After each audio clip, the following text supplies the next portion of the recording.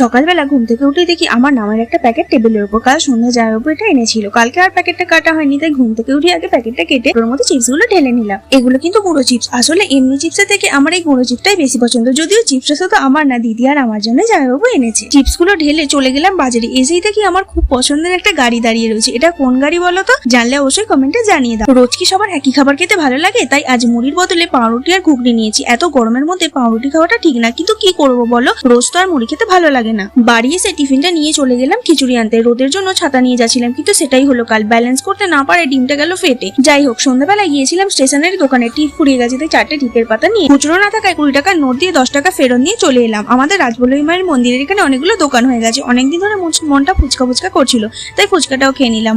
মন্দিরের সামনে নিরামিষ ফুচকার দোকান রয়েছে, সেখান থেকে ফুচকা খেয়েছি, বেশ দারুণ বানায়। আর এটা বাজারের মিষ্টির কারখানা। সকালে যে গাড়িটা দেখেছিলাম সেটা এখন এখানে দাঁড়িয়ে রয়েছে। আজকের মতো টাটা।